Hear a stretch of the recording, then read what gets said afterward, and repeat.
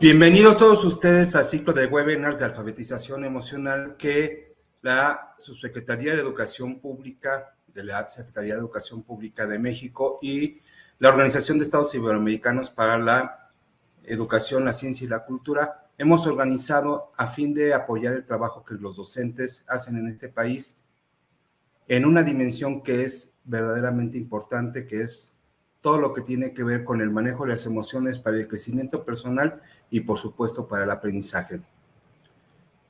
Agradezco la presencia de todos quienes nos ven desde todos los rincones del país. Hemos tenido una gran recepción para esta actividad y me honro presentar a Patricia Aldana, representante de la OEI en México, para que ella sea quien nos dé las palabras de bienvenida. Muchas gracias, Rafael. Muy buenos días a todas y a todos los que nos acompañan el día de hoy en esta transmisión que estamos haciendo. También saludo con mucho gusto al maestro José Luis Gutiérrez Espíndola en representación de la doctora Maltaverde Hernández, subsecretaria de Educación Básica, agradeciendo la confianza que han tenido para poder arrancar el día de hoy este ciclo de 3 charlas que hemos titulado Alfabetización Socioemocional para la Convivencia y el Bienestar. Para la Organización de Estados Iberoamericanos es un gusto poder contribuir a la nueva Estrategia Nacional para promover trayectorias educativas continuas, completas y de excelencia que está poniendo en marcha la Secretaría de Educación Pública, en la cual uno de sus componentes es la promoción de habilidades para la vida y la atención socioemocional. Como parte del acompañamiento que estamos dando a la Subsecretaría de Educación Básica, además de estos conversatorios, llevaremos a cabo a lo largo del próximo ciclo escolar, con el apoyo de la Agencia Española de Cooperación Internacional para el Desarrollo, una estrategia de acompañamiento donde los docentes tendrán la oportunidad de implementar actividades en las aulas que les permitirán desarrollar a través de proyectos sus propias competencias socioemocionales, así como las del alumnado, buscando así proporcionar una formación integral. En el año 2018, cuando llegó a la Secretaría General el doctor Mariano Jabonero, se dio continuidad en nuestro programa Presupuesto 2019-2022 a la importancia de desarrollar las competencias para el siglo XXI, competencias que permitan hacer frente a un futuro incierto y cambiante, tales como el pensamiento crítico, la resolución de problemas, la colaboración en red o ciertas habilidades interpersonales como la empatía, la solidaridad o la cooperación. Es sabido que los nuevos entornos laborales demandan profesionales con estas competencias transversales que son indispensables independientemente de la profesión que desempeñan. En este sentido, es indispensable poner en marcha estrategias formativas integrales en los estudiantes. Sabemos que desde los años 90 se ha incrementado paulatinamente la importancia del desarrollo socioemocional de los estudiantes dentro de los entornos educativos. Se ha valorado la importancia no solo de los aspectos cognitivos, sino también de las competencias socioemocionales para lograr el desarrollo integral del alumnado, así como del bienestar del docente. De acuerdo con el doctor Rafael Vizquerra, catedrático de la Universidad de Barcelona y presidente de la Red Internacional de Educación Emocional y Bienestar, la educación emocional es un proceso educativo continuo y permanente que pretende potenciar el desarrollo emocional como complemento indispensable del desarrollo cognitivo, construyendo ambos los elementos esenciales del desarrollo del conocimiento y habilidades sobre las emociones, con el objetivo de capacitar al individuo para afrontar mejor los retos que se le plantean en la vida cotidiana. Todo ello tiene como finalidad aumentar el bienestar personal y social. Hoy más que nunca, ante los retos que hemos tenido que enfrentar los últimos 2 años y medio con la pandemia, hemos visto que los estudiantes han vivido diferentes circunstancias en sus hogares: maltrato, violencia, pérdida de padres, cuidadores, familiares, incluso amigos. Con el retorno a las aulas, los estudiantes necesitan volver a la convivencia, sentirse acogidos y comprendidos por sus compañeros y docentes. Asimismo, las circunstancias que han vivido los docentes en este periodo no han sido sencillas. Se han visto obligados a innovar y buscar los mecanismos para no perder contacto con sus estudiantes. Sin embargo, sabemos que la presión y la carga de trabajo ahora con el retorno a clases no ha disminuido, sino que por el contrario se ha incrementado al intentar recuperar este tiempo. Es así como las competencias emocionales de los docentes podrán facilitar su propio bienestar, así como su efectividad y calidad en su quehacer cotidiano en las aulas. En efecto, numerosos estudios muestran que intervenir en educación emocional implica los siguientes beneficios: aumentar el bienestar y salud emocional de las infancias, la juventud y el cuerpo docente, reduciendo ansiedad, depresión y mejora para gestionar y reducir el estrés. Mejora el clima escolar, reduciendo las conductas disruptivas y maltrato. Mejora el aprendizaje y los resultados académicos. Mayor empleabilidad de las y los estudiantes. Beneficios en la calidad de vida futura del alumnado. Ahorro de costes derivados de problemas del maltrato como el bullying, la depresión, la ansiedad, el alcoholismo. De acuerdo con Carmen García de Leanis, invertir en educación emocional es invertir en salud, bienestar, paz y prosperidad. Es así que en estos últimos años se ha dado un gran empuje al uso de las tecnologías como un aliado para la educación. La educación emocional esperemos que pueda lograr posicionarse en las aulas también y que se considere para la formación integral de las y los estudiantes en esta estrategia nacional que propone la SEP. Es así como el objetivo de estas charlas, lo que proponen es brindar a directivos y docentes herramientas que les permitan desarrollar e integrar las habilidades socioemocionales en el aula, así como incentivar su interés en esta temática, propiciando así su participación en proyectos de mayor impacto. A lo largo de los siguientes 3 días van a escuchar y compartir con 3 especialistas de la educación emocional en los siguientes temas. Hoy nos acompañará la doctora Begoña Ibarrola, psicóloga, escritora de libros infantiles y juveniles, quien ha trabajado varias décadas con docentes en temas de inteligencia emocional. Nos va a hablar de neurociencia y emociones, profundizando en cómo sacar el máximo rendimiento en el aula gracias a un mejoramiento del conocimiento de las relaciones entre las emociones, la atención y la memoria, y cómo los entornos emocionalmente sanos influyen directamente en la salud mental de los alumnos y a su vez en el proceso de aprendizaje. Mañana miércoles tendremos el gusto de escuchar al doctor Rafael Vizquerra, catedrático de la Universidad de Barcelona y presidente de la RIEP, quien concretará la importancia del papel del docente en la adquisición de competencias socioemocionales de sus estudiantes, así como el beneficio que tiene para ellos mismos trabajar con sus propias emociones. Se presentarán modelos de competencias emocionales para el profesorado y el alumnado y se mostrará la relación entre el bienestar escolar y la prevención contra la violencia y los comportamientos de riesgo. Y por último, el jueves nos acompañará la doctora Carmen García de Leanis, socia fundadora de GLS Educación Emocional y directora del posgrado de experto en inteligencia emocional de la UNIR, quien nos dará actividades muy concretas que pueden ser implementadas en el aula y también en otros ámbitos para ejercitar el músculo de la inteligencia emocional. Nos brindará estrategias y herramientas que toman en cuenta la participación de diversos actores, como son los docentes, el alumnado y la familia, y nos presentará ejemplos de cómo estas herramientas mejoran los resultados escolares. Aprovecho para agradecer a estos 3 invitados de lujo el haber aceptado participar en esta iniciativa. Pues sin más, sean todos bienvenidos y bienvenidas a estas charlas. Esperamos las disfruten y que todos los elementos que se presenten sean de su interés y les sean de utilidad, en primer lugar a ustedes y en segundo lugar para ser implementados en las aulas. Muchas gracias. Rafael, parece que no te escuchamos. Sí, ya. Que te agradezco, Pati, a ti, agradezco al equipo de la OEI, que permanentemente genera iniciativas y se suma iniciativas en pro de los educadores y educandos de México en la búsqueda de una formación integral que nos permita la ciudadanía global que tanto necesitamos. En este momento me honro presentar a José Luis Gutiérrez Espíndola, director académico de la Subsecretaría de Educación Básica de la Secretaría de Educación Pública. José Luis, tienes la palabra. Muchas gracias, estimado Rafael. Buenos días a todas y todos. Saludo con mucho gusto a la doctora Patricia Aldana, directora y representante de la oficina en México de la OEI. Saludo también a nuestros distinguidos ponentes que nos van a acompañar durante los siguientes 3 días. Y también pues a los muchos maestros y maestras que han respondido entusiastamente a esta convocatoria que hemos hecho. Y en general saludo pues a todos los que están el día de hoy aquí conectados. En primer lugar, permítame transmitirles el saludo muy cordial que les deja la subsecretaria de Educación Básica, la doctora Martabel de Hernández Moreno, quien por razones de agenda no nos pudo acompañar el día de hoy. Yo quiero decir enseguida que hoy, en pleno 2022, a nadie ya le debería de quedar duda de que el fin de la educación debe ser la formación integral de las personas, de modo que el foco no debería estar solo puesto, digamos, en la adquisición de conocimientos académicos, sino también en el desarrollo de habilidades para una adecuada gestión de las emociones y en general en el desarrollo de esto que llamamos hoy el desarrollo de habilidades para la vida.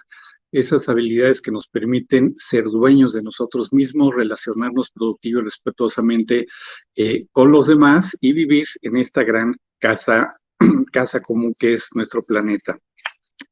El analfabetismo emocional, es decir, esta incapacidad de entendernos y vivirnos como los seres emocionales que también somos, compromete seriamente nuestras posibilidades de tener una adecuada interacción con nosotros mismos y con los demás.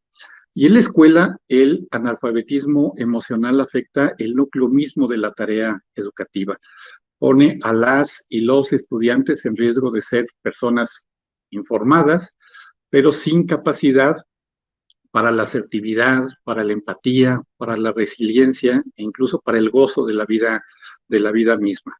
Y está bien documentado que los problemas emocionales, que pueden no ser solamente personales, sino producto de un entorno, llamémoslo así, viciado, constituyen un obstáculo para aprender. Pensando en ello, Philippe Renaud, este sociólogo suizo que ha escrito mucho sobre educación, escribió en algún momento que ningún estudiante que sea hostigado o discriminado está en condiciones de aprender. Y no lo está sencillamente porque toda su energía se volcará a defenderse de las agresiones. Bueno, todo esto que acabo de decir y seguramente mucho más amerita una reflexión profunda por parte de todos quienes nos dedicamos al ámbito de la educación. Por eso, en la Secretaría de Educación Pública celebramos la realización de este ciclo de webinars que hemos titulado precisamente Alfabetización Emocional, que nos abre la oportunidad de escuchar y dialogar con personalidades de la talla de Begoña Ibarrola, de Rafael Vizquerra y de Carmen García de Leanis, a quienes aprovecho la ocasión para agradecerles su participación. Estos ponentes nos invitarán a reflexionar, ya lo refería la doctora Patricia Aldana con mucho mayor detalle, nos van a invitar a reflexionar sobre el papel de las emociones en el aprendizaje de los estudiantes, también en la importancia del bienestar docente en los procesos de educación emocional y en las herramientas que podemos poner en juego en los distintos contextos educativos para que la educación emocional sea parte de nuestra práctica pedagógica. Yo estoy seguro de que estas charlas serán una excelente oportunidad para enriquecer una tarea educativa que corresponde de manera irrenunciable a docentes, directivos escolares, pero que también atañe a madres, padres de familia, a tutores, a la comunidad y en último término a la sociedad toda. Agradezco muy cumplidamente el trabajo, digamos, en la organización de estas charlas del equipo de la dirección académica de esta subsecretaría y, por supuesto, también agradezco a la Oficina en México de la Organización de Estados Iberoamericanos para la Educación, la Ciencia y la Cultura, la OI, y en particular a la doctora Patricia Aldana, por su apoyo para la realización de este ciclo de webinars, pero también por su permanente disposición a sumar esfuerzos con la Secretaría de Educación Pública. Ya lo señalaba también la doctora Aldana, este ciclo marca el inicio de los trabajos que en el ámbito de las habilidades socioemocionales se ha trazado la Estrategia Nacional para promover trayectorias continuas, completas y de excelencia. Es una estrategia que está impulsando la Subsecretaría de Educación Básica con la generosa colaboración de la propia OI, también de otras instituciones públicas, de organismos multilaterales y de agencias de Naciones Unidas. En la Subsecretaría de Educación Básica estamos convencidos de que en un proyecto presidido por un enfoque integral y humanista, la educación de las emociones forma parte de la educación de excelencia a la que tienen derecho nuestras niñas, niños y adolescentes. Una educación cuya finalidad última es formar personas en el más amplio sentido del término, pero también ciudadanos del mundo. Muchísimas gracias por su atención, muchísimas gracias por responder tan entusiastamente a esta convocatoria y enhorabuena. Muchísimas gracias, José Luis, por tu participación, por el mensaje que nos has dado, que nos permite ubicar esta actividad en la que participamos. Y sin más preámbulo, quiero presentar a Begoña Ibarrola. Ella es psicóloga, escritora infantil y juvenil, especialista en inteligencia emocional. Es una consagrada divulgadora y docente en temas como la educación emocional, la neuroeducación, las inteligencias múltiples o la musicoterapia. Y además es una persona entrañable. Algunos la hemos conocido a través de sus escritos, y hoy esos escritos tienen un rostro y seguro que van a tener el deleite de su palabra. Bienvenida, Begoña.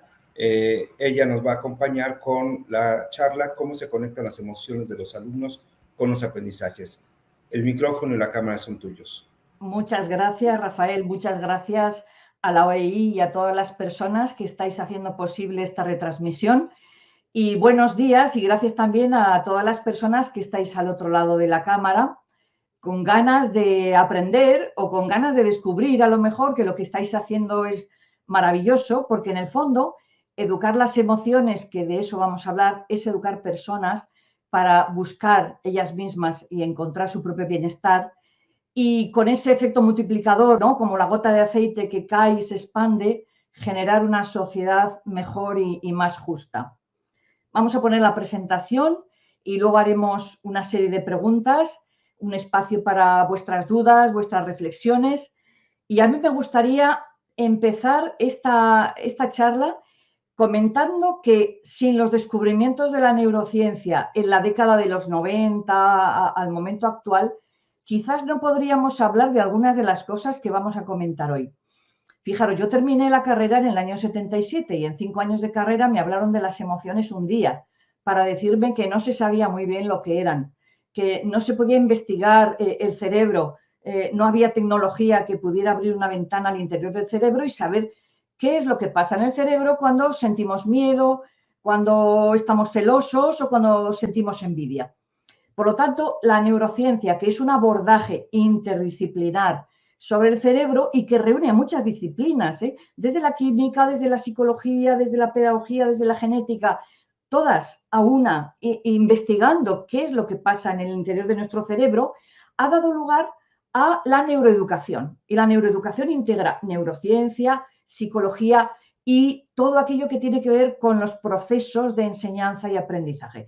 Esto es muy importante para los docentes, pero también es muy importante para el alumnado en general, porque por un lado nos dice cómo podemos enseñar mejor, nos da estrategias válidas, porque no, vamos a ser sinceros todos y todas.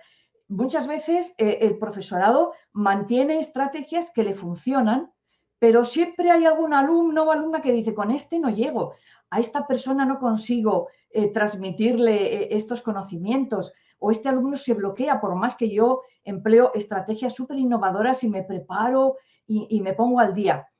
¿Qué es lo que sucede? Que muchas veces mantenemos estrategias que están basados incluso en nuestro propio perfil de inteligencias, que están basados en gustos, en preferencias. Hay, por ejemplo, profesores y profesoras de infantil que casi todos los conocimientos los transmiten a través de la música, otros a través del movimiento, otros a través del dibujo.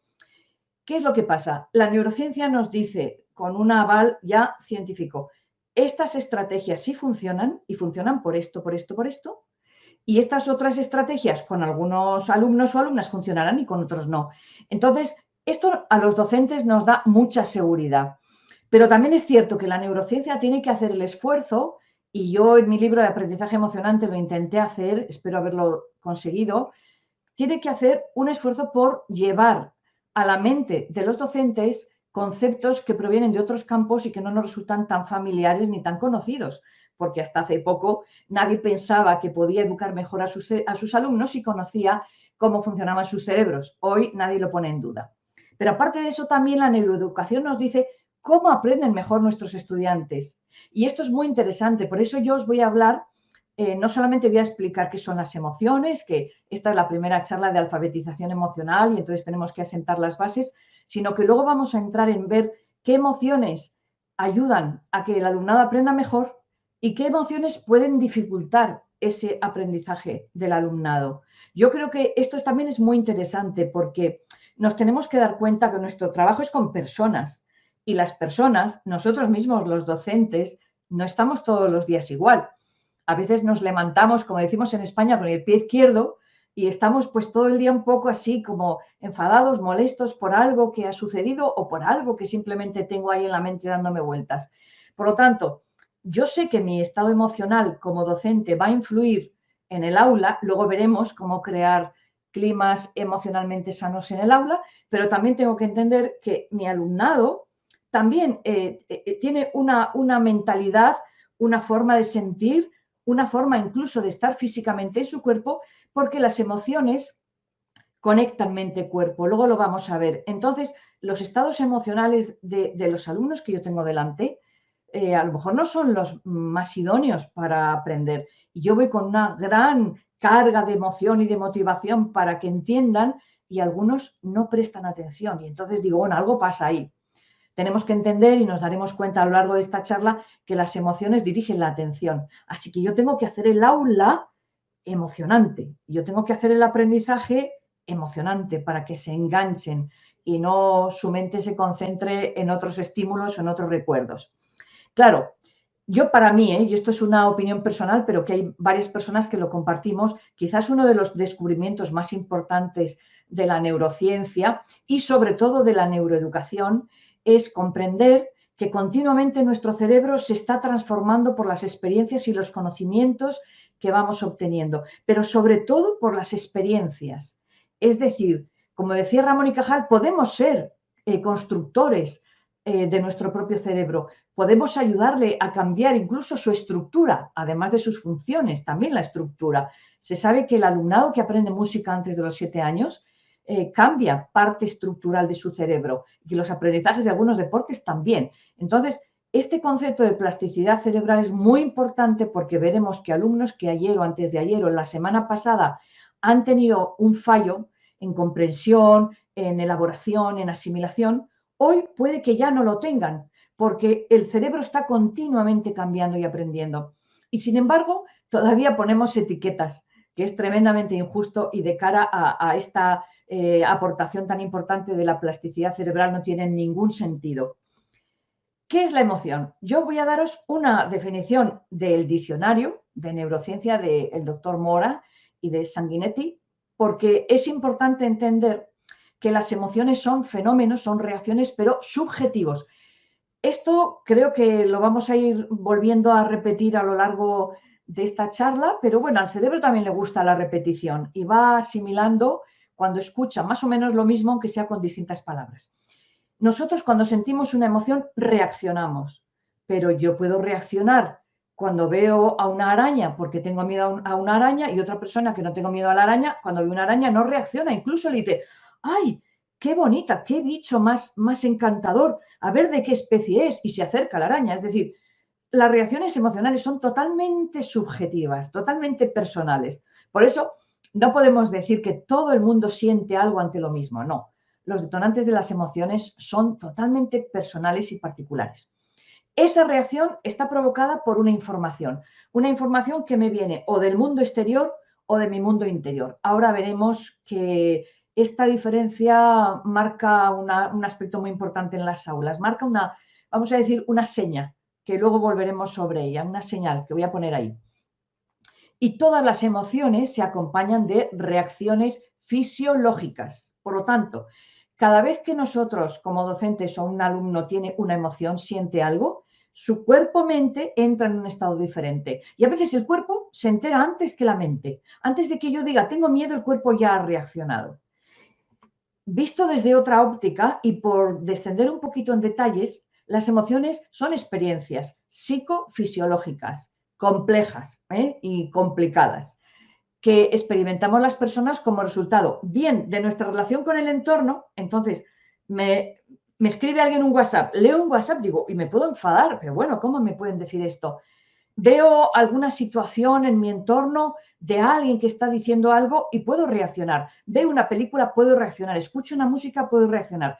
Todo eso son estímulos externos. O sea, cantidad de detonantes de mis emociones provienen de mi mundo circundante, del mundo exterior. Pero también yo sola me puedo provocar emociones. ¿Cómo? Desde mi mundo interior, a través de pensamientos y a través de recuerdos. Y esto yo creo que todo el mundo ha tenido experiencia de estar a lo mejor celebrando una fiesta con la familia y de repente te acuerdas de un ser querido que ya no está. Y en ese momento tú sabes que te sientes triste por ese recuerdo que te ha venido, pero tú no dices nada. A lo mejor si alguien está mirándote dice, ¿te pasa algo? Porque ha notado que tu expresión gestual ha cambiado. La expresión gestual, ahora veremos, es el lenguaje de las emociones. Pero yo puedo hacer dos cosas.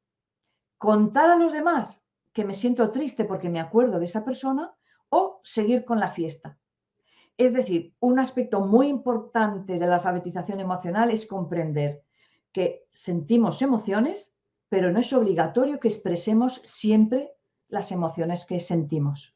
Sentir es un proceso, expresar es otro proceso. Y la educación emocional y el desarrollo de habilidades emocionales, que mañana hablará Rafael Vizquerra, gran amigo y docente, ese aspecto tiene que ver con expresar emociones. Sentir, no podemos saber lo que vamos a sentir, no podemos, pero sí podemos entrenarnos en qué hago cuando siento tal o cual. Hablo, me callo, expreso, no expreso, todo eso es entrenable. Por eso hablamos del desarrollo de habilidades emocionales y por eso hablamos de educación emocional. Si no, sería imposible.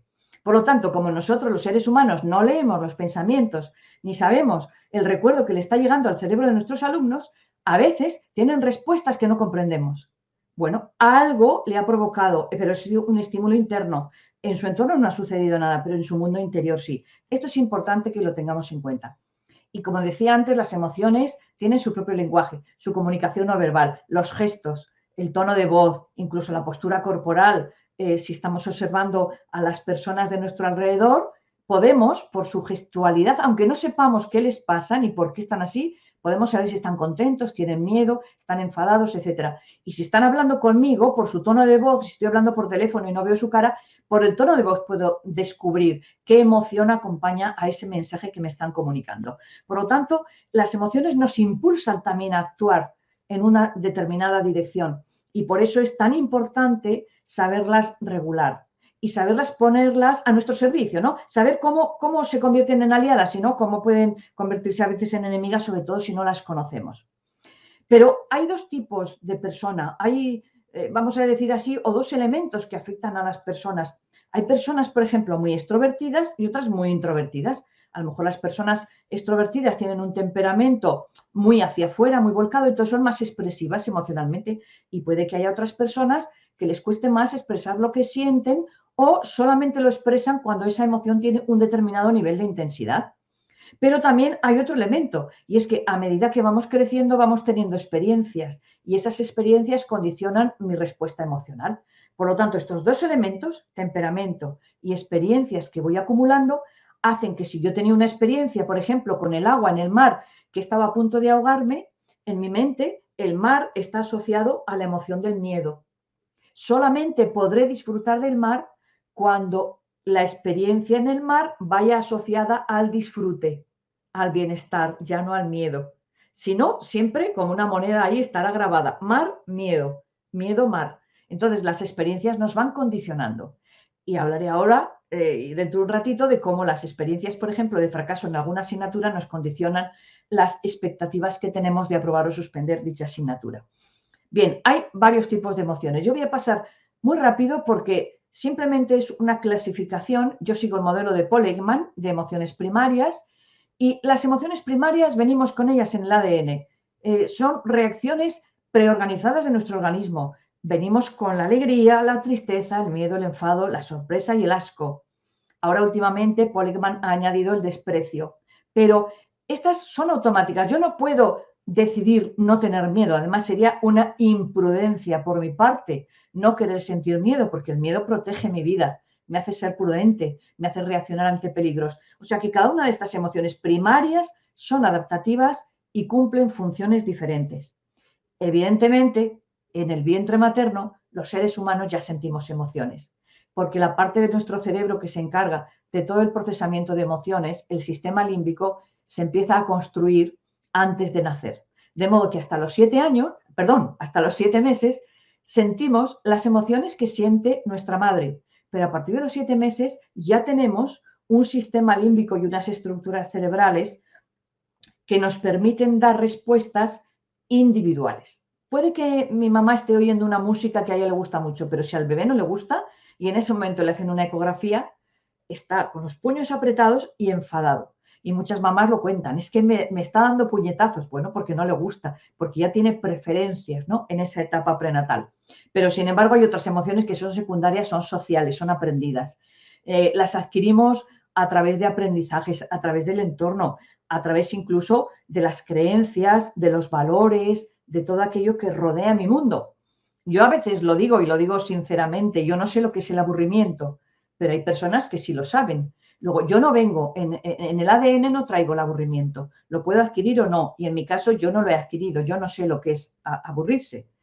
Esto significa que no todas las emociones tienen las mismas funciones ni la misma importancia. Y la educación emocional primero se centra en esas emociones primarias, pero luego tenemos que trabajar también las secundarias porque pueden generar mucho malestar. Luego hay una serie de funciones importantes que aquí he cogido unas cuantas, no he puesto todas porque prefiero ahondar más en la relación de las emociones y el aprendizaje que vamos a ver ahora. Pero estas funciones, para que más o menos las tengáis en cuenta, que vamos a volver a hablar sobre ellas, ¿no? Las emociones sirven para que nosotros nos acerquemos a aquello que nos produce placer, aquello que vemos, como esa persona que ve una araña y se acerca a ver qué bonita, qué cuerpo tiene, qué rayas, de qué clase será, de qué familia, y otras personas que tienen miedo se alejan de ese elemento. Es decir, las emociones atraen o repelen de un objetivo, de una meta, de un objeto, de un alimento incluso, etcétera.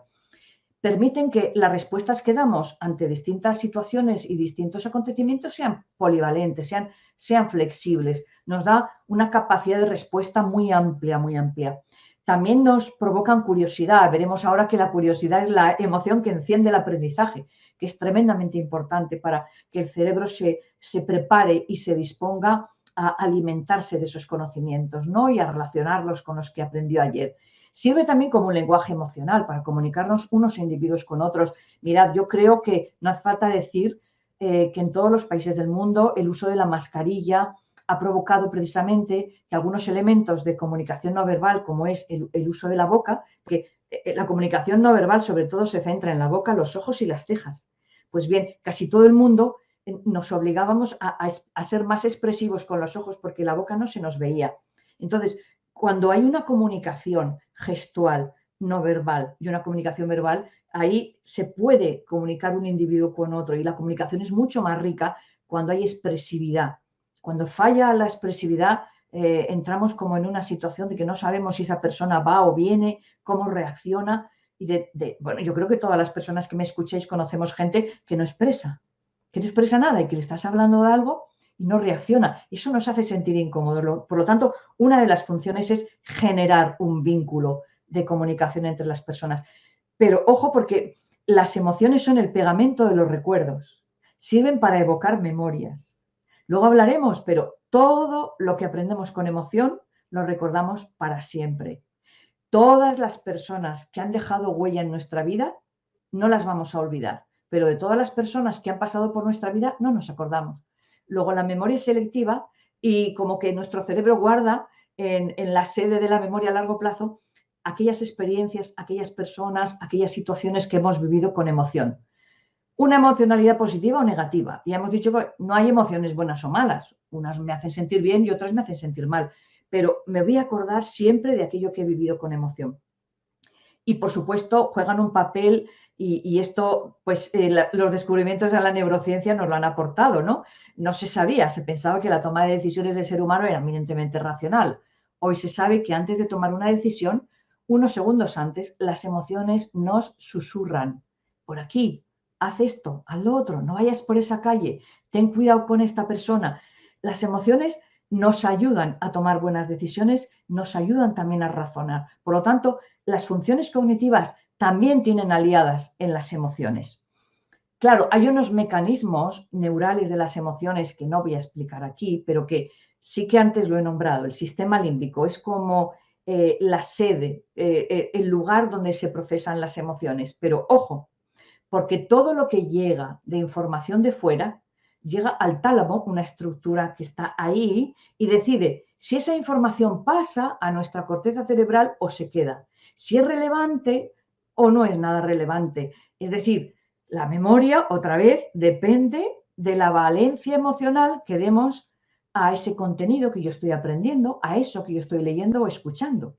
Entonces, se encarga del aprendizaje y del recuerdo. No podría haber un buen aprendizaje sin memoria.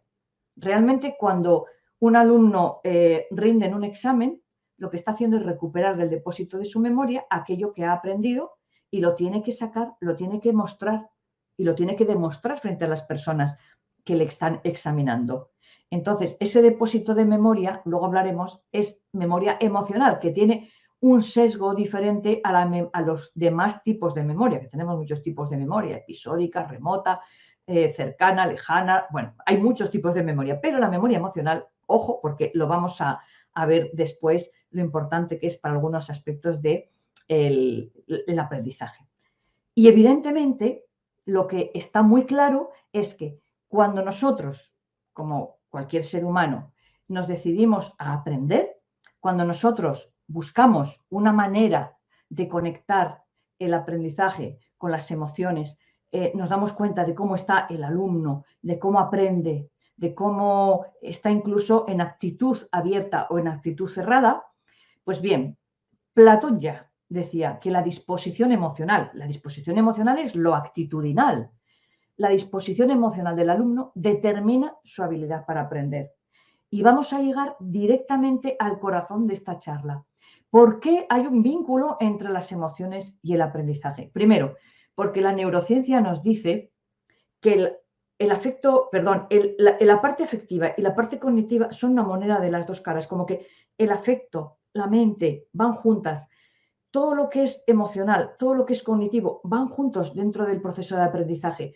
Por eso, a veces, en los procesos de educación emocional, hablamos de las emociones, pero tenemos que verlas vinculadas también con los procesos cognitivos, no separadas. A veces se separa simplemente por pedagogía, por hacer más comprensible el mundo emocional y enfocarnos en una u otra. Pero todos los docentes que me estáis escuchando sabéis que el factor motivacional influye muchísimo en el aprendizaje, en positivo o en negativo. Cuando un alumno quiere aprender algo, cuando un alumno tiene interés, cuando un alumno está abierto al aprendizaje, es muchísimo más fácil que yo le transmita y que lo que le estoy transmitiendo le llegue. Ojo, que eso es lo importante. No solo que yo sea un docente maravilloso, sino que lo que yo estoy transmitiendo le llegue.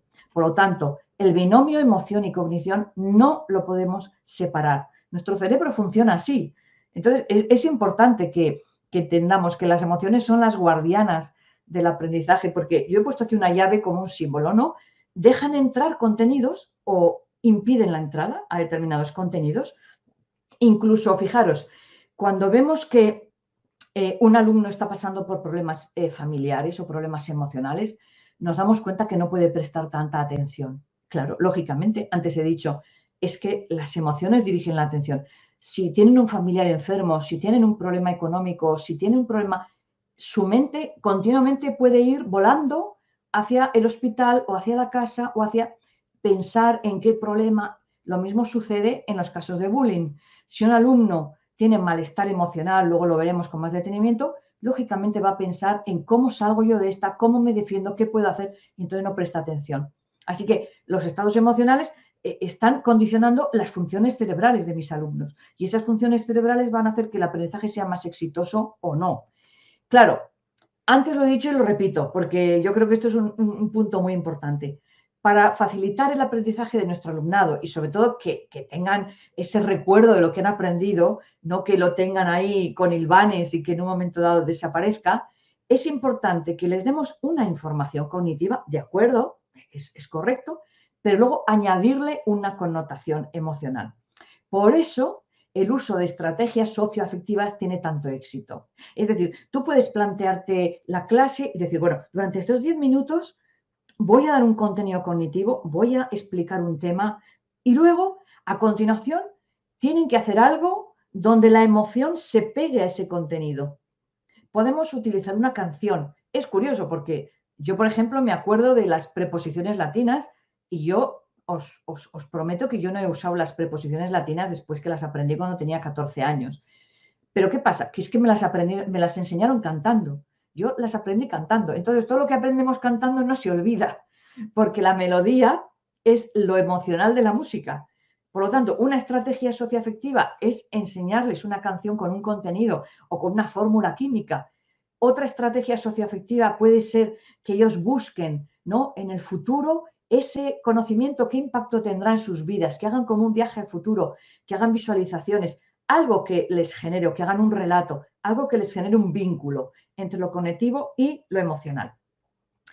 Pero fijaros, yo ahora os voy a proponer una experiencia que no la vais a hacer ahora, sino en otro momento, pero que me parece que es una experiencia rica que también puede dar respuesta a algunas de las cosas que estamos hablando aquí, ¿no? Sabemos que las experiencias de aprendizaje pueden ir unidas al placer o al dolor, evidentemente. Y como os he dicho antes, hay un tipo de memoria que es memoria emocional asociativa. ¿Esto qué significa? Por ejemplo, si un alumno ha tenido problemas con las matemáticas en el primero, segundo, tercero de primaria y ahora está en cuarto de primaria, el primer día de clase de matemáticas, él ya hace un pronóstico de que va a tener dificultades con las matemáticas, porque a él no se le dan bien las matemáticas, porque a ella le resultan insufribles las matemáticas. Es decir, su memoria le está condicionando ya un cambio en la respuesta. Y esto es muy importante, porque tenemos que desmontarles esa profecía que se han creado, esa memoria emocional que les dice, matemáticas igual a dificultad, matemáticas igual a fracaso. Podemos utilizar cualquier asignatura o cualquier contenido, pero sí que es cierto que esa memoria es un poco traicionera, porque nos obliga o nos hace proyectar esa dificultad, sin darnos cuenta de la realidad que he hablado antes, que nuestro cerebro es plástico, que el año pasado a lo mejor he tenido dificultades, pero que a lo mejor este no. O que con aquella metodología tuve dificultades, pero ahora viene un profesor nuevo, una profesora nueva, y a lo mejor me lo explica y lo entiendo. Y esto es lo que sucede. Os dejo esta práctica para cuando tengáis un ratito, porque yo creo que es muy ilustradora. Quiero que recordéis dos tipos de experiencias, pero remontaros a cuando erais pequeños, en los primeros etapas educativas. Pues algunos se irán a la etapa de infantil, otros a primaria, preescolar, donde queráis. Pero quiero que recordéis alguna experiencia que sea muy agradable, muy de alegría, muy de disfrute, de muchísimo entusiasmo, de placer, que lo habéis pasado muy bien en la clase, y otra experiencia de haberlo pasado mal, de dolor, de sentiros humillados, de haber tenido muchísimo miedo porque sabíais que os iban a preguntar. En fin, que busquéis dos emociones, dos situaciones emocionales diferentes totalmente. Una de alegría, otra de miedo. Una de pasarlo fenomenal y otra de pasarlo muy mal. Una que provoca mucho bienestar y otra que os ha provocado malestar. Y ahí os daréis cuenta de algo que se ha investigado en cantidad de población y que ha sacado esta conclusión. El 90% de las cualidades por las que recordamos a nuestros profesores son de carácter socioemocional. Seguramente en esas experiencias que os he pedido que traigáis un poco a la memoria, aparece alguien, aparece algún profesor o profesora. Algunos dejan huella, otros dejan cicatriz. Entonces nosotros queremos, y yo quiero, y yo procuro siempre, dejar huella en mi alumnado, no una cicatriz. Que se acuerden de mí, sí, pero por un tipo de emoción asociada a me supo comprender, me transmitió el amor por la asignatura. ¿Cuántas profesiones, cuántas vocaciones surgen a veces porque un profesor o una profesora nos ha hecho amar una asignatura, ¿no? Y lo ha enseñado con pasión. Solo un 10% de esas cualidades tienen carácter académico, que no digo que no sea importante, porque es muy importante que tú digas, el profesor, la profesora sabía su asignatura fenomenal, lo sabía explicar, tenía una capacidad fantástica para transmitirme conceptos muy difíciles. Está bien, pero el 90%, fijaros qué peso específico tiene el ámbito emocional. Y ahora vamos a entrar de lleno y voy a dar una pincelada, no muy profunda porque esto merecería más tiempo, pero estamos en unas jornadas que nos van a llevar a reflexionar y que podéis seguir investigando sobre esto. Hay emociones que dificultan el aprendizaje: el miedo, la ansiedad, el estrés, la ira, la envidia y el aburrimiento. Vamos a ver algunas de ellas. Antes os he dicho que cuando un alumno sufría bullying, por ejemplo, cuando un alumno se siente amenazado, su cerebro se pone en modo alerta y se activa una parte del cerebro que no presta atención al profesor o a la profesora, presta atención a ver cómo sale de ese lío. a ver cómo se puede defender, a ver qué hace si le acorralan en el patio, a ver qué hace si le amenazan, a ver qué hace si el mensaje de WhatsApp que le han mandado. Es decir, el cerebro en modo alerta, que va asociado a emociones desagradables, sobre todo la emoción del miedo, totalmente desvían la atención.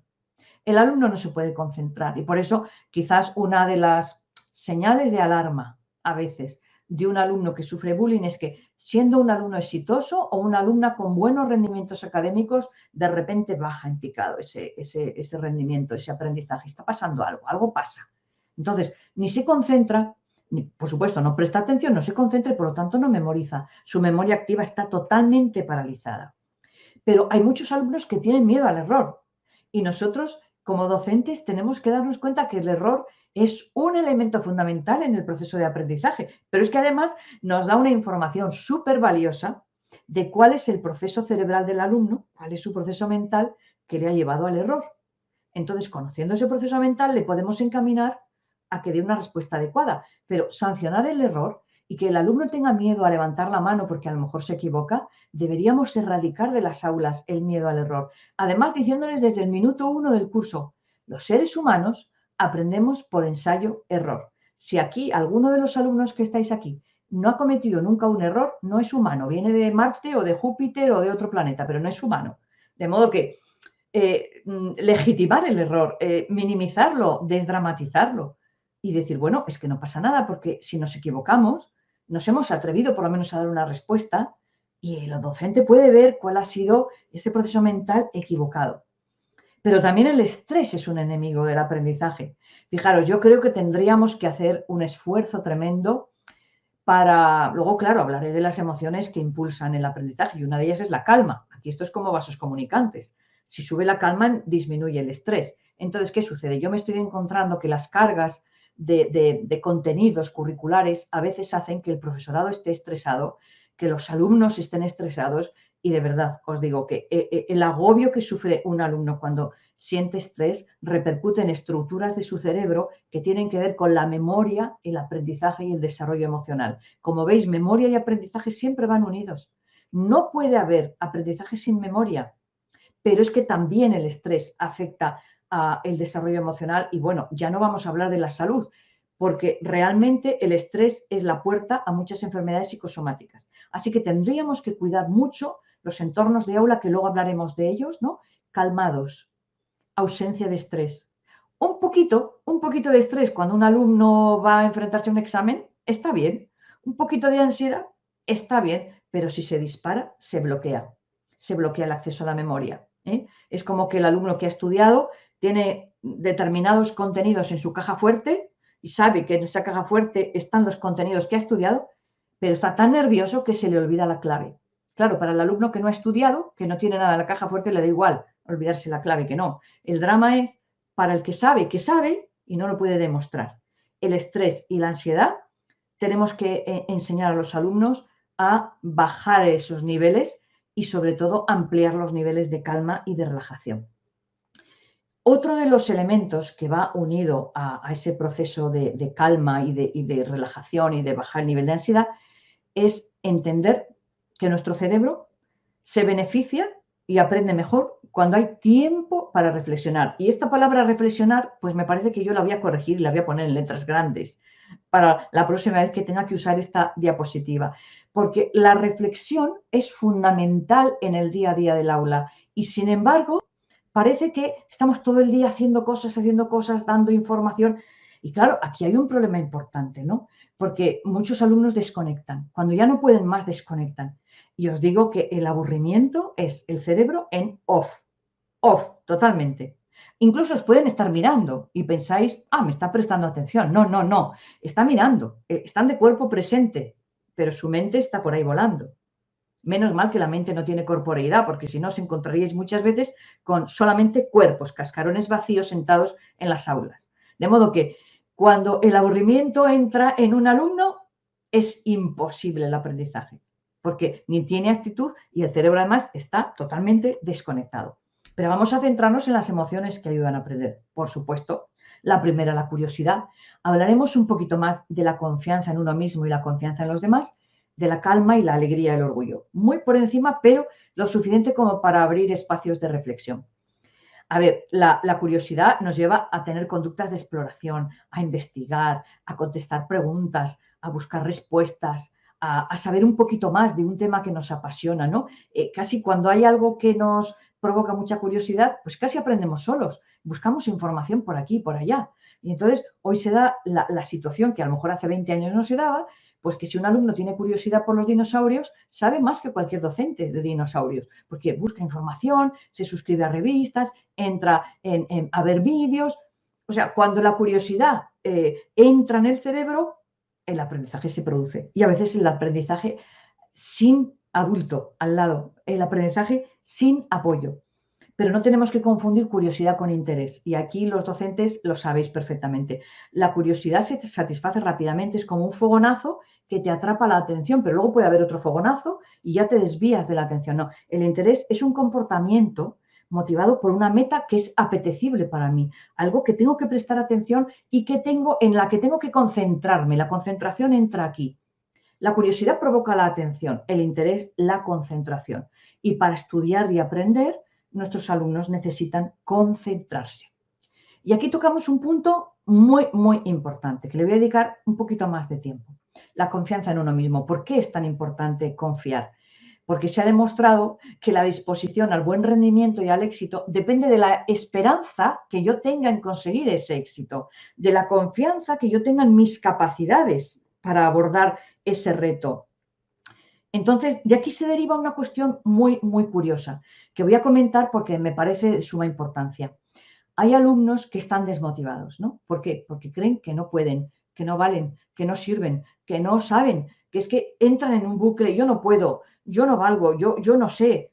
Entonces, si el alumno sabe y cree y tiene una firme convicción de que es incapaz de aprender tal contenido o tal asignatura, ¿podemos decir que es vago o que está desmotivado?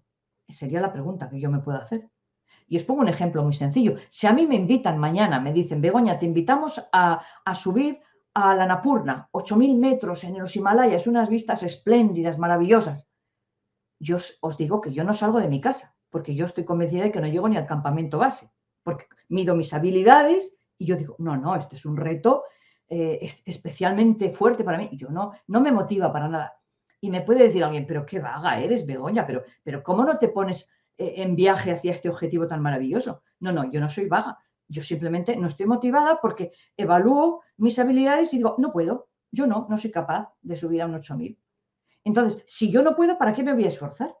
Así que una clave importante es que aprendamos a diferenciar alumnos que no tienen confianza en sí mismos, en sus capacidades, porque entonces nuestra intervención tiene que ir en otra fila, en otra línea, o alumnos que, habiendo subido a muchos 7.000, dicen, no me apetece subir a este 8.000, es que no me apetece ahora, es que tengo otras cosas que hacer. O sea, esa persona es vaga porque realmente le ponen un objetivo que sí que es asequible y sin embargo dice, pues no. Entonces, tenemos que diferenciar esto porque a veces se trata injustamente y además, sobre todo, nuestras intervenciones no son adecuadas. ¿Por qué no son adecuadas? Porque, fijaros, en la Universidad de Stanford, y Carol Duke, podéis investigar sobre todas las investigaciones que ha hecho ella y luego han continuado otras personas, han aportado el término mentalidad de crecimiento y mentalidad fija. Y hacen referencia a las creencias que el alumno tiene sobre su propia capacidad de aprender, sobre su propia inteligencia, sobre su capacidad para responder a retos, ¿no? Lo que decíamos antes, un promedio de mis habilidades. Bueno, pues se ha demostrado, esta mujer lo ha demostrado y otros investigadores también, que las creencias que yo tengo sobre mi nivel de inteligencia condicionan la forma que tengo de enfrentarme a los retos.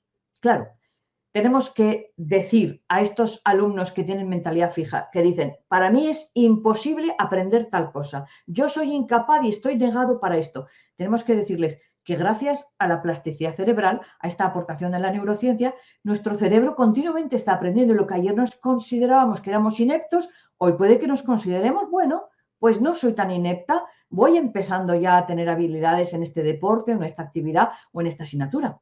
Entonces, lo que se ha demostrado es que los alumnos que tienen mentalidad fija son aquellos que proyectan esto para mí es imposible. Y yo vengo de fábrica, como dicen algunos alumnos, incapaz de cantar. o yo soy incapaz de aprender matemáticas.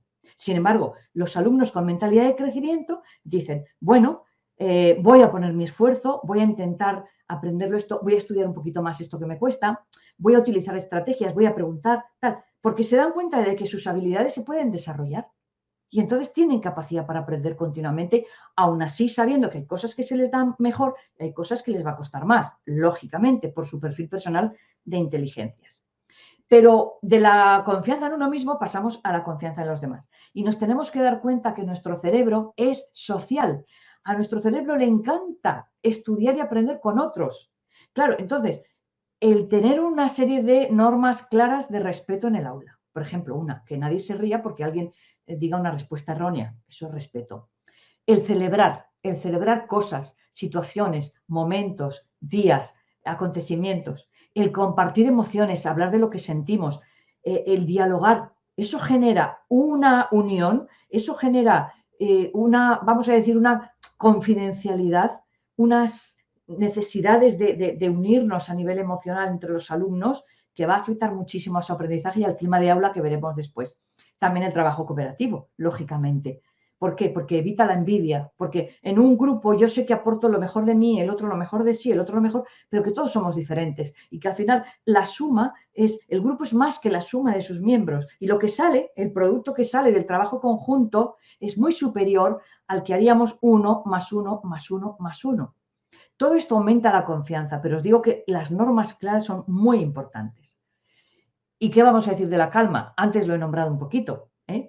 Las emociones son como vasos comunicantes. Sube la ansiedad, baja la calma. Sube la calma, baja el estrés. Ese estado de sosiego que genera un ambiente seguro favorece el que el alumnado esté presente, prestando atención, viviendo ese momento presente.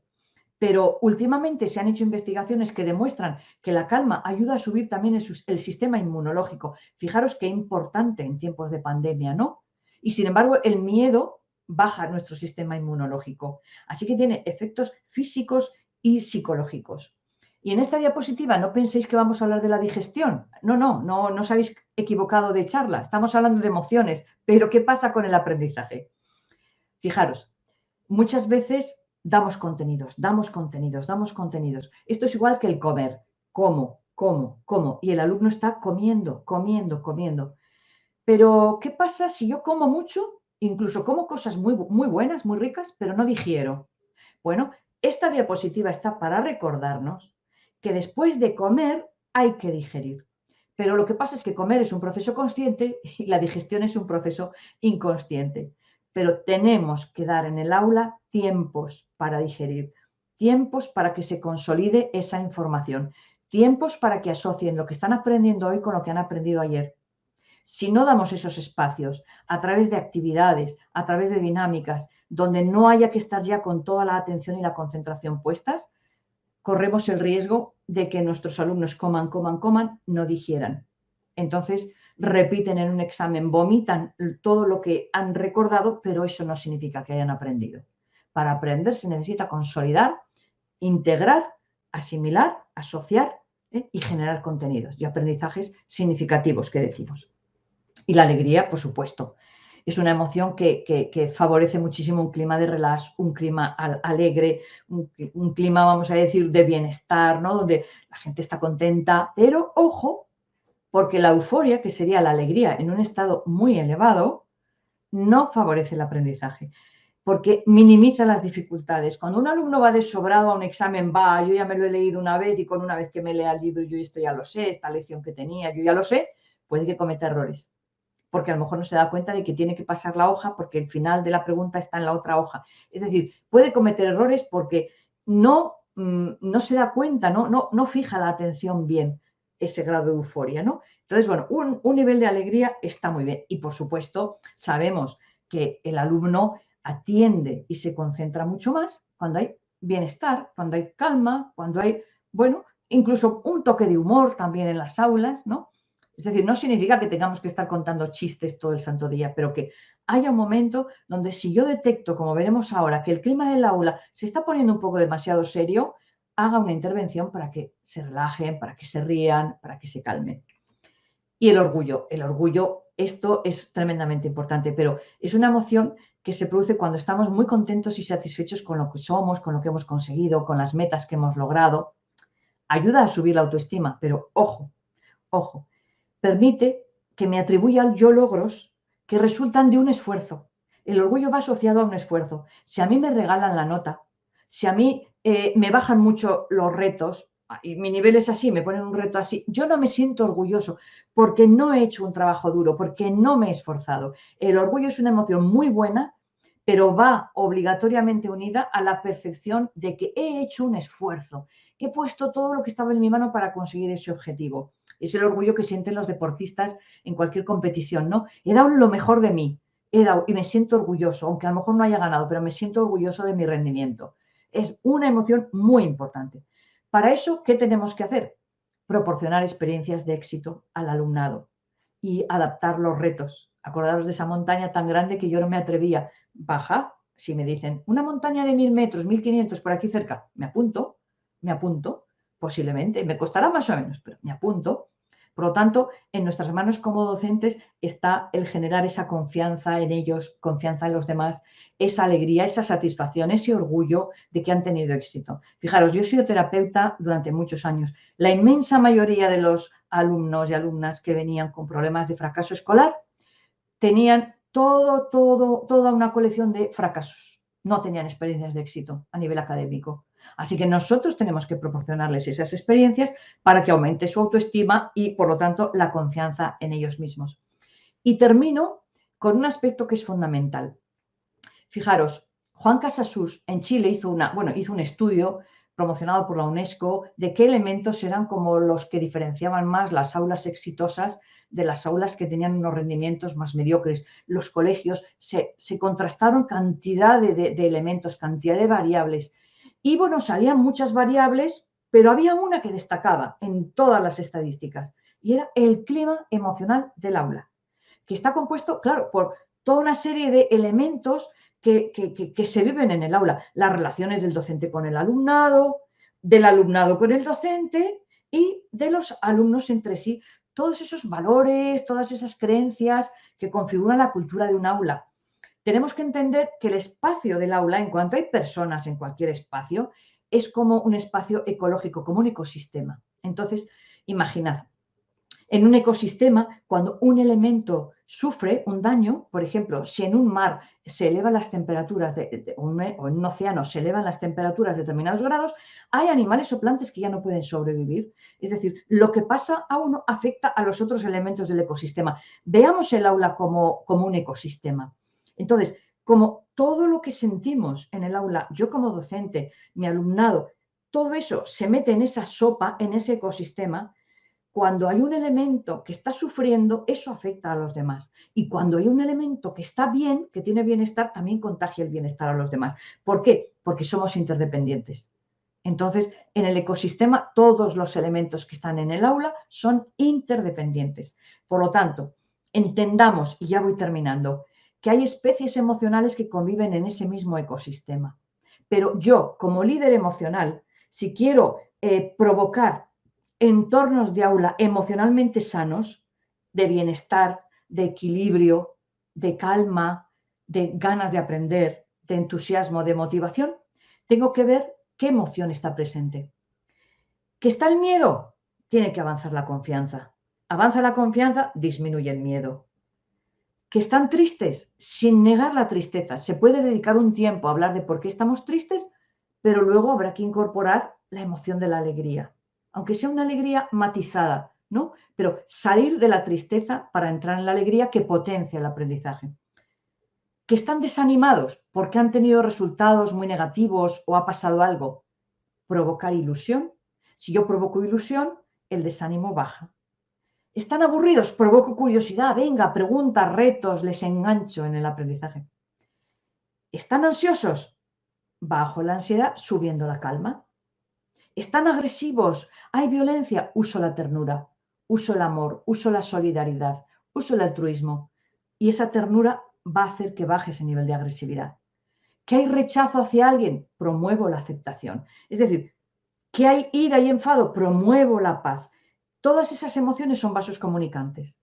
Por lo tanto, en el clima del aula yo puedo influir. Yo puedo influir promoviendo aquellas situaciones emocionales y aquellos estados que les ayuden a aprender mejor y aparte que potencien su bienestar, tanto psicológico como físico. Por eso el clima emocional, un clima emocional positivo en el aula, donde se sientan los alumnos seguros, donde se sientan valorados y queridos, donde existan normas claras, que les dé seguridad, que si alguien incumple una norma sepan qué consecuencias hay, donde las relaciones humanas estén basadas en el respeto, en el cariño. Eso resulta clave e imprescindible para el bienestar emocional y para su aprendizaje. Con esto solamente os quiero dar las gracias. Termino mi intervención. Yo estoy segura que mañana y pasado vais a aprender muchísimas más cosas muy interesantes. Con mi intervención pretendía asentar ciertas bases y generar como espacios de reflexión que os permitan a todos y a todas pues abrir ventanitas, ¿no? Y con curiosidad luego ir entrando por cada una de ellas, porque de estos temas podríamos estar hablando horas, pero espero que mañana y pasado disfrutéis muchísimo también con estas charlas de alfabetización emocional. Doy gracias de nuevo a la OEI y a todas las personas que están detrás organizando este evento y haciendo posible nuestra comunicación y, por supuesto, os doy las gracias a todas las personas que estáis detrás de las pantallas y espero con muchísima ilusión vuestras preguntas o vuestros comentarios.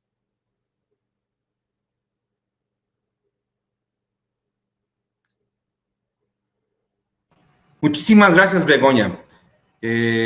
Hay más de 11,000 profesores que han disfrutado de tus palabras. No se han cansado de mandar mensajes. Muchos te agradecen, te felicitan, señalan que ha sido una excelente presentación. Y ahorita pues vamos a tener la oportunidad que continúes platicando con ellos a través de unas preguntas. Muy bien. Y quisiera, antes de pasar a esta parte, recordarles que ya se ha puesto un enlace para que puedan registrar su asistencia a esta actividad. Ahorita se va a volver a poner en las redes para que puedan llenar su formulario de participación y reciban la constancia. Solo poner su nombre y su centro de trabajo en los comentarios de las redes sociales no es suficiente. Hay que entrar a este enlace que va a ser publicado y así ya podemos formalizar para que tengan la constancia de participación. Y por otra parte, queremos decirles que nos preparen preguntas, que nos las manden por las redes sociales, tanto de la OEI como de la Secretaría de Educación Pública, y nosotros representaremos la combinación de varias de ellas a Begoña para que nos las comente. Y bueno, ya tenemos algunas que van en esta línea, Begoña. Unas tienen que ver con las necesidades particulares de niños y niñas. ¿Qué otras estrategias socioafectivas podemos usar para los alumnos desmotivados, los deprimidos? ¿Cómo trabajar las emociones con alumnos de necesidades especiales como TDAH, entre otras? Y bueno, podemos comenzar por allí, si te parece. Sí, bueno, las estrategias socioafectivas son aquellas que generan un clima de aula de bienestar, de tranquilidad, de relax, y donde el componente cognitivo no es tan importante como el emocional. Y si se combinan los componentes cognitivos y luego los socioemocionales, vamos a ayudar a que alumnos que estén a lo mejor desmotivados en la parte cognitiva porque se dé alguna de esas emociones que he hablado antes que limitan su aprendizaje o porque tengan una mentalidad fija y crean que son negados y están desmotivados a lo mejor porque no confían en ellos mismos, si yo introduzco, por supuesto tengo que conocer al alumnado, ¿no? Pero si yo introduzco habilidades que tienen que ver con esa persona que está desmotivada y hago que viva una experiencia de éxito en ese momento o que enseñe algo que ese alumno o alumna sabe y se lo enseña a los demás, o utilizo un mecanismo o una vía como puede ser el dibujo, la música, el movimiento, la expresión corporal, lo que sea, o la fotografía, algo que sé que es un hobby para él o para ella, que es algo que le apasiona, que es algo que le gusta y se le da con facilidad, pongo su habilidad aquí al servicio de los demás y automáticamente ese alumno o alumna está enganchada porque se da cuenta de que los demás valoran ese aspecto. Entonces, muchas veces, cuando nos centramos solamente en aspectos cognitivos, hay alumnos que quedan desenganchados por esa memoria emocional asociativa tan peligrosa que les dice y les manda el mensaje, tú no vas a entender esto, tú no eres capaz de hacer este problema, uy, aquí es que ni te metas, que tú no vas a saber. Rompo toda esa situación poniéndoles una experiencia de éxito y de triunfo y de compartir con los demás algo que no tenga nada que ver con el contenido. Eso les predispone. Y entonces yo automáticamente, y lo he comprobado, cuando un alumno, una alumna con desmotivación, apáticos, que a lo mejor simplemente no están convencidos de que van a ser capaces de rendir bien en esa asignatura o están convencidos de todo lo contrario, que van a rendir muy mal, si yo logro hacerles destacar en algo, yo les puedo decir, ¿eso que sabes lo has aprendido así de golpe o has ido entrenando o lo has ido perfeccionando? ¿Tú crees que una canción se aprende simplemente o una coreografía en un momento? No, has ensayado, has entrenado. Pues igual en esta asignatura, en este contenido que tienes dificultad, hay que ir entrenando, hay que ir ensayando, hay que ir dedicándole tiempos y esfuerzo, pero hago que sienta experiencias de éxito y de logro a través de cosas o habilidades o hobbies que ese alumno o alumna tenga. Claro, otra cosa es si un alumno está triste porque está sufriendo, por ejemplo, la pérdida de un familiar o de una mascota y tiene un proceso de duelo. Yo creo que el compartir emociones es una varita mágica que abre los corazones del alumnado y apoyan y ayudan a esa persona que lo está pasando mal, por el motivo que sea. De alguna forma, lo que yo he comprobado, porque yo llevo más de 20 años dando formación en educación emocional, lo que yo he comprobado en las aulas, la repercusión de compartir momentos de tristeza en las aulas es que se generan unos vínculos muy fuertes entre el grupo y de comprensión y de empatía muy fuertes. Mañana Rafael hablará de la importancia de la empatía. Yo creo que la empatía del docente es clave para sintonizar con la tristeza de un alumno y decirle, siento que lo estás pasando mal. Y a continuación la pregunta, ¿me quieres contar lo que pasa? ¿Tienes confianza como para compartir con tus compañeros lo que te está pasando o no? Siempre dándoles la opción, porque al corazón del alumno hay que llamar a la puerta. Pero si ese alumno se abre y dice, es que tengo este problema y estoy así, es que si está triste no va a conectar contigo, no va a conectar con el aprendizaje. Las partes de un volcán o la fotosíntesis es un elemento secundario para él o para ella, no tiene nada que ver. Lo que más le afecta es la tristeza. Entonces, no veamos la desmotivación y la tristeza como paralela, sino como situaciones diferentes. Y el abordaje del docente es totalmente diferente. Ante la tristeza, empatía, preguntar, conversar, incluso decir, es que todos hemos pasado momentos de tristeza. ¿Quién quiere comentar algún momento que haya estado triste en esta semana o en este mes? Ahí se abren foros de diálogo, de exposición, de intimidad, que como digo, hacen que los vínculos en el grupo sean muchísimo más intensos y muchísimo más respetuosos.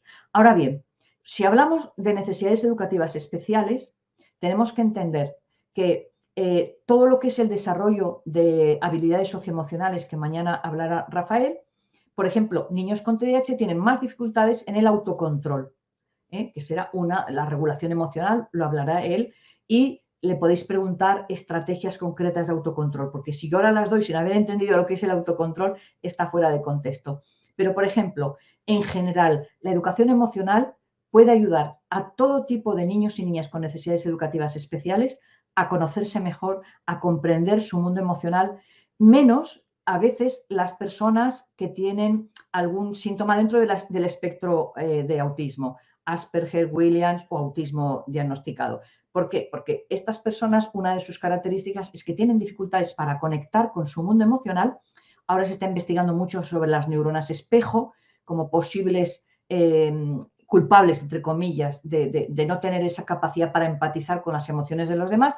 Entonces, niños o niñas de espectro autista tienen dificultades para que es conciencia emocional, poner nombre y saber expresar, y también para comprender la expresión emocional de los demás. Con lo cual, los procesos de educación emocional, excepto este grupo y en concreto el tema de conciencia emocional y empatía, y también, por supuesto, regulación, todas las demás competencias emocionales, la conciencia emocional, la regulación, la autonomía, la destreza social, las habilidades de vida y bienestar, que mañana explicará Rafael, a todos niños y niñas con necesidades educativas especiales les viene muy bien, pero adaptándolo a su nivel de comprensión. En España, por ejemplo, hay programas de educación emocional para niños y niñas con síndrome de Down. Estos niños y niñas se benefician también del desarrollo de su inteligencia emocional, solo que con unos ejemplos adaptados a su capacidad de comprensión y con un análisis, a lo mejor, pues, por ejemplo, a ellos no se les cuenta y no se les explica qué partes del cerebro pueden estar implicados en una respuesta descontrolada o en la ira. A lo mejor a nuestros adolescentes sí, sin síndrome de Down, a lo mejor es bueno que sepan qué es lo que pasa en su cerebro cuando entran con un ataque de ira, ¿no? Para que aprendan a regularla. Solamente se adaptan los contenidos, pero cualquier persona, cualquier niño o niña con necesidades educativas especiales, se puede adaptar los programas de educación socioemocional.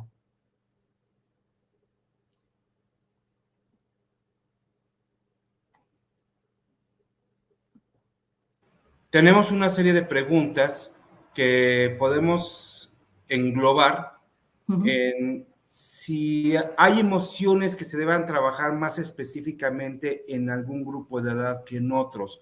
Porque, bueno, nos han preguntado sobre preescolar, sobre primaria, sobre la primera adolescencia o pubertad en la secundaria, etcétera. Y bueno, creo que todo se engloba en, ¿conviene trabajar algunas con mayor acento, menor acento, según la etapa de edad?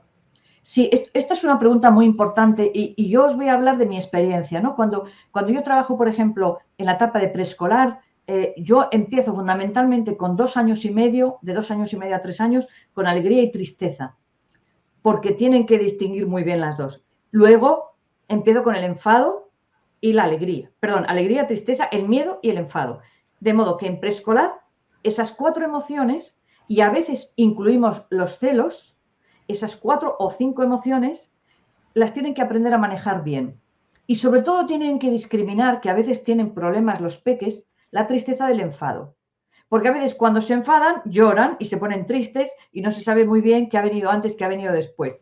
Que aprendan tanto a poner nombre a sus emociones como a expresarlas de forma adecuada, ¿no? Con una expresividad gestual, tono de voz, todo lo que hemos hablado aquí. Pero yo en preescolar, como mucho, alegría, tristeza, miedo, enfado y la vergüenza o los celos, dependiendo también, porque hay grupos, por ejemplo, yo me he encontrado en algunas clases donde hay muchos niños o niñas que sienten mucha vergüenza, que no se atreven, y entonces, bueno, pues trabajamos también la emoción de la vergüenza. Ya sabemos que es secundaria, no es primaria, pero trabajamos. O los celos, que también sabemos que es secundaria, pero que se puede trabajar. Siempre a través de dinámicas, de relatos, de vídeos, de canciones, muy vivencial y muy orgánica, porque las viven en su cuerpo y que sepan y se den cuenta cómo está también su cuerpo cuando sientan esas emociones. En primaria ya podemos introducir, se sigue, porque toda la formación es en espiral, ¿no? Se siguen los mismos temas, las mismas competencias, pero mayor nivel de complejidad. En primaria yo siempre trabajo la culpa, trabajo la ilusión y daros cuenta de que estamos hablando de ya emociones secundarias. Se sigue trabajando alegría, tristeza, miedo, enfado. Por supuesto, la sorpresa no es una emoción con la que haya que trabajar, porque la sorpresa da lugar siempre a una de las otras emociones. Es una emoción puerta que yo llamo. Es muy rápida y luego viene otra, con lo cual no. Pero el asco sí. Y el desprecio, que es una que ha incorporado Paul Ekman ahora también, porque el desprecio es la que da lugar al bullying. Entonces, trabajamos también la envidia, el desprecio, trabajamos la culpa, sin dejar de trabajar alegría, tristeza, miedo, enfado y asco. Y luego, cuando son más mayores, ya en la secundaria o en el bachillerato, aparte de trabajar todas esas emociones, yo suelo incorporar el sentimiento, que ya no es emoción, del amor, para que entiendan bien, aunque se ha trabajado ya en la autonomía emocional, para que no haya dependencia emocional, cómo es una buena gestión afectiva, trabajamos el amor como sentimiento, que no es una emoción, y todas las demás. Y se hace mucho hincapié en los detonantes internos, porque en la adolescencia muchas emociones son provocadas por pensamientos y recuerdos, no tanto por cosas que les pasan, sino por cosas que piensan. Pero se siguen con las mismas y emociones y se pueden incorporar cosas que propongan ellos. Por ejemplo, la culpa es muy importante trabajarla en bachillerato y en los adolescentes en general, sabiendo que todo el procesamiento y el desarrollo de las competencias emocionales que hablará mañana Rafael Vizquerra tienen un abordaje diferente en cada una de las etapas. Pero, por decirlo así, grosso modo, empezaríamos por las básicas, por las que son las que venimos con ellas en el ADN, incorporaríamos algunas emociones sociales que van estando presentes ya en primaria y luego empezaríamos con otras y con algún sentimiento como el amor, por ejemplo, o el orgullo. Es muy importante también trabajarlo, el orgullo en positivo, ¿no? No como el desprecio a los demás, sino el orgullo de uno mismo, como hemos visto antes, porque en la adolescencia es fundamental que tengan experiencias de éxito y que se sientan orgullosos de sus talentos, de sus capacidades, de lo que pueden aportar al mundo. Entonces, esa es la secuencia que yo sigo. Independientemente de que si en un momento dado, imaginad, Estamos en un curso de primaria y hay una emoción concreta que está como muy presente en todo el grupo, se le dedica un espacio y un tiempo. Yo creo que los programas nunca deben ser rígidos, sino aplicar al centro, al aula concreta y a las necesidades del alumnado. Pero si os sirve, esto es cómo yo lo trabajo, dependiendo con qué grupo de alumnado estoy, con qué edades trabajo, con qué edades trabajo y con qué profesorado estoy trabajando. Fíjate que varios de los profesores tienen inquietud sobre la relación entre el manejo de emociones y la educación emocional que podemos dar en la escuela y las situaciones familiares. Cómo trabajar cuando en la familia hay violencia, cuando hay sobreprotección en la familia, cuando hay desmotivación, depresión en papá, mamá, o incluso no hay ningún tipo de refuerzo de la familia hacia la tarea que se está haciendo en la escuela. Y entonces, bueno, parece que es un tema no menor el de la relación familia-escuela cuando se trata de favorecer o dificultar el trabajo de la educación emocional. Claro, es que familia y escuela deberían ser cómplices de la educación emocional, ¿no? Y de hecho, yo en los programas más exitosos hemos visto que he dado formación al profesorado y luego he dado formación a las familias. Rafael Vizquerra y yo estuvimos en un proyecto que duró 4 años maravilloso, donde se trabajó en paralelo. Claro, la eficacia del programa sobre el alumnado fue duplicada o triplicada con respecto a los centros. ¿Qué es lo que pasa? Que el docente no puede intervenir en la familia si el docente no pide ayuda. Perdón, si la familia no pide ayuda. O sea, si la familia te pregunta, ¿qué puedo hacer con mi hijo para? Entonces tú le puedes dar una información. Pero, ¿qué es lo que yo hago normalmente para intentar vincular a las familias o que se involucren en ese proceso tan importante? Pues cuando se está trabajando la educación emocional en las aulas, yo normalmente, si estamos trabajando la conciencia emocional, por ejemplo, pues mando una notita a las familias, el profesorado manda una notita a las familias que he confeccionado yo y digo, en el aula estamos trabajando el poner nombre a lo que sentimos, expresar gestualmente lo que sentimos, darnos cuenta de los detonantes de cada emoción, por qué sentimos esto y no lo otro. Sería bueno que en casa ayudaras a tu hijo de esta manera y entonces le dan unas pautas. Si la familia quiere, hará caso y hará una contribución a ese proceso, pero ya sabemos que no siempre ayudan y colaboran en la propuesta que parte de la escuela. Siempre hay que intentarlo, siempre, porque sumando fuerzas es como realmente el impacto es doble o triple, como he comentado antes. Pero ¿yo qué haría? Normalmente en las familias también tienen unos valores. Hay familias que apoyan la educación emocional, que reconocen las emociones, que hablan de las emociones en su entorno y hay otras que reprimen las emociones. Entonces, yo no puedo cambiar eso, pero yo sí puedo ayudar a que el alumno cuando vaya a su casa intente cambiar ese entorno, porque pensamos que son solamente los alumnos como los secundarios en una familia. A veces los alumnos introducen, cuando son hijos e hijas, introducen cambios en sus propios padres o madres. De modo que cuando hay un problema de falta de conexión, se intentan buscar esos puentes que unan a la comunidad educativa en general. Que esos puentes están rotos, entonces tenemos que entender que en su familia vive una situación emocional y en el aula va a vivir otra situación emocional, respetando que en su familia hay problemas, que en su familia hay alcoholismo, que hay depresión, que hay violencia. Es como cuando tú le dices a un niño pequeño muchas veces, cuando haya un conflicto vamos a hablar.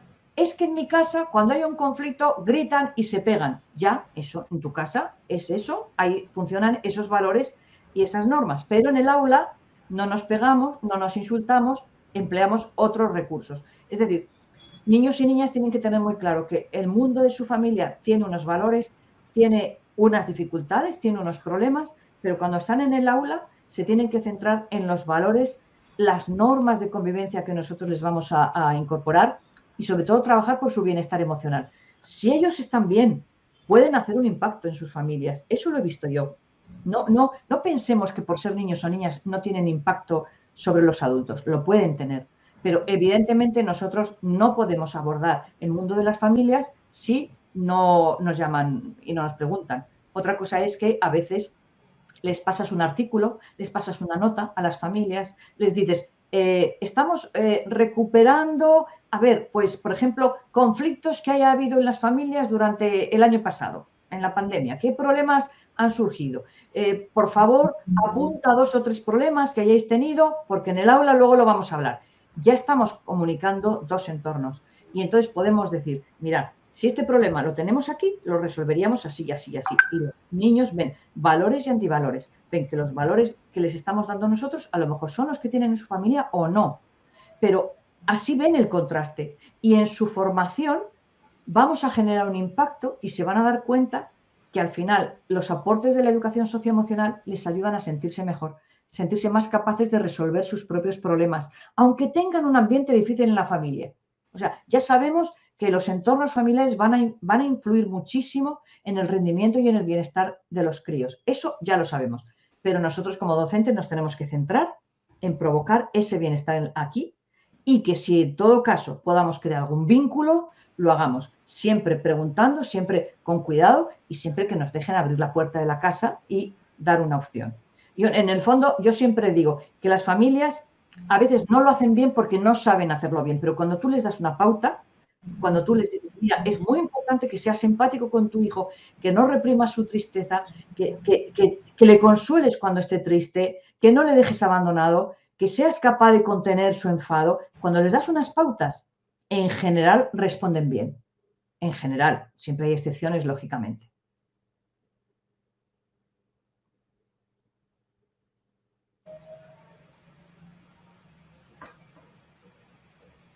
Estamos llegando al final de nuestra transmisión, Begoña.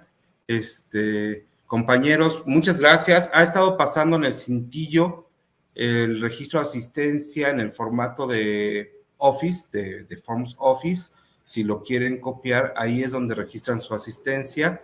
Ahí es donde se registran el evento para obtener la constancia. Hemos trabajado en torno a cómo se conectan las emociones de los alumnos con el aprendizaje, con los aprendizajes. Han quedado muchas preguntas sobre los docentes, pero bueno, justamente qué pasa cuando el docente se maneja o no con emoción, etcétera, es lo que mañana nuestro compañero Rafael nos va a trabajar. Entonces, vamos a dejar abierta el apetito para la plática de mañana. Y quisiera pedirte, Begoña, si quisieras hacer ya tu comentario de cierre, tu comentario final, por favor. Yo quiero hacer un apunte, aunque seguramente se va a comentar mañana y pasado, pero ya lo dejo aquí un poco como presentado. Todos los proyectos, todos los planes, incluso las leyes, ¿no?, que habéis aprobado y que os felicito de educación socioemocional, tienen mucho el foco prendido y orientado al alumnado. Pero no os olvidéis vosotros, docentes, que la primera responsabilidad que tenéis es sobre vuestro propio bienestar emocional. Por lo tanto, esas competencias de las que mañana hablará Rafael, primero las tenéis que trabajar vosotros, vosotras, porque os va a dar la capacidad de generar bienestar en vuestras aulas. Si vosotros no estáis bien, estáis emanando malestar sin daros cuenta. Pero si vosotros trabajáis vuestro propio bienestar, y claro, nuestra sociedad nos ha enseñado mucho a cuidar a otros y nos ha incluso señalado como egoístas si nos cuidamos a nosotros mismos. Bueno, pues yo creo que en estos momentos, y la pandemia lo ha puesto un poco blanco sobre negro, nos tenemos que cuidar emocionalmente los docentes, porque tenemos mucha responsabilidad, mucha carga, mucha presión, muchas familias que están pasándolo mal y nosotros somos los que nos tenemos que cuidar para luego poder cuidar bien a nuestro alumnado. Así que os dejo ese mensaje, que está muy bien que desarrollemos programas de educación socioemocional, que ayudemos a que el alumnado sean personas íntegras, buenas, que generen cambios en su sociedad, que cambien el mundo con sus potenciales, pero nosotras nos tenemos que cuidar primero, ¿de acuerdo? Eso lo dejo como vamos a decir, una frase para que enlacéis con lo que venga mañana y pasado, que creo que es una responsabilidad que tenemos cada uno de nosotros, el cuidarnos y el buscar nuestro propio bienestar, que no es egoísmo en absoluto, sino que es generosidad y altruismo hacia los demás. Begoña, muchísimas gracias. Creo que ha sido una manera muy buena de comenzar nuestro ciclo. Tu charla nos ha dejado con muchas ganas de seguir reflexionando. Gracias, compañeros docentes de todo el país. Hemos visto que hay conexiones realmente de todos los estados y eso nos llena de muchísima alegría. porque justamente este ciclo es para todos ustedes en el marco de la Estrategia Nacional para promover trayectorias educativas continuas, completas y de excelencia, que es a lo que todos tenemos derecho, estar equipados para poder hacer nuestra vida, para construir un mundo mejor, para participar en una ciudadanía global. Muchísimas gracias a todos. Mañana los esperamos a las 10 de la mañana. Ojalá que vengan como muy dispuestos. Antes que se me olvide, han estado preguntando, y los compañeros que no pudieron ver porque están en otras actividades y demás, en las redes sociales de la OEI, en el YouTube, en el Facebook, estarán disponibles las grabaciones para quien quiera, tanto de México como del extranjero, y que puedan disfrutar como nosotros hemos disfrutado en este día de esta charla y las que vendrán. Muchísimas gracias. Desde la Ciudad de México, un abrazo a todo el mundo. Begoña, compañeros, muchísimas gracias. Buenas tardes. Buenas tardes.